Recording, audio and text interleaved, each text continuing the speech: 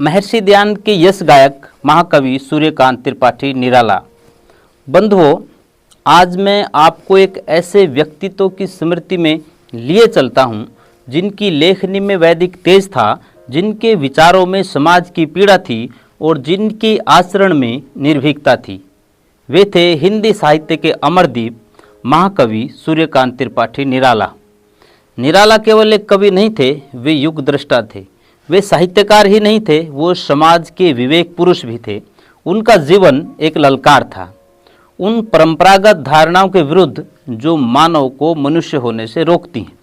उन्होंने न सम्मान की चाह की, न पुरस्कारों की परवाह की। जो सत्य प्रतीत हुआ उसी के पक्ष में डटकर खड़े हो गए। दुख हो या सुख हो, विचारों में कभी नहीं डगमगाए, कभी बिखरे नहीं। निराला जी का साहित्य उपेक्षितों की वाणी था। उन्होंने साहित्य को जनमानस से जोड़ा। यह खेदजनक है कि उनके गीत आकाशवाणी की तरंगों से आज तक नहीं सुनाए गए।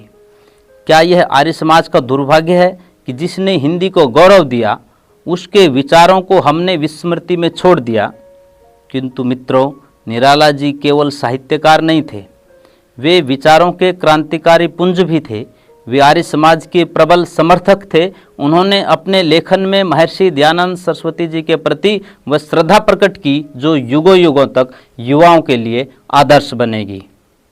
निराला जी ने लिखा है, 19वीं शताब्दी भारत के इतिहास का अमर प्रभात है।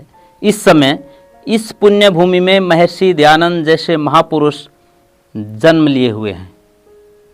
महर्षि दयानंद उस युग की वह ज्वाला थे जिसने अंधविश्वास, मूर्ति पूजा और सामाजिक कुरीतियों को चुनौती दी थी। निराला जी ने स्वामी जी को अपराजित प्रकाश कहा था, क्योंकि उन्होंने अकेले वेदों का उद्धार किया और उस सत्य को पुनः समाज के सम्मुख रखा जो युगों से धूल में दबा पड़ा था। निराला जी कहते हैं, महर्षि दयानंद सरस्वती ने यह सिद्ध किया कि वेद स्त्रियों को भी पढ़ना चाहिए, उनको भी अधिकार है। वे कहते हैं, यदि स्त्रियों को अधिकार नहीं तो क्या परमेश्वर की बात छोड़कर तुम अपनी बात मनवाना चाहते हो? वेद न मानने वाले को नास्तिक कहते थे। यह केवल विचार नहीं था, यह क्रांति की गर्जना थी। निराला जी ने दिखा दिया कि वैदिक संस्कृति कितनी समावेशी है। उन्होंने बताया कि महर्षि दयानंद स्त्री और पुरुष दोनों को समान अधिकार देते हैं। यह उस युग में कहा गया जब स्त्री को शिक्षा से वंचित रखा जाता था। क्या यह एक सामाजिक योद्धा की वाणी नहीं थी?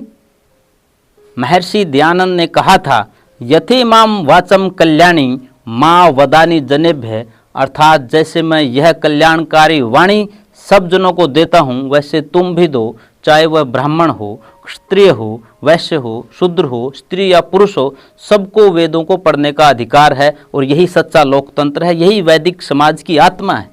निराला जी कहते हैं, महर्षि दयानंद सरस्वती जैसे तेजस्वी आत्मा के सामने पाश्चात्य शिक्षा की कोई तुलना नहीं है।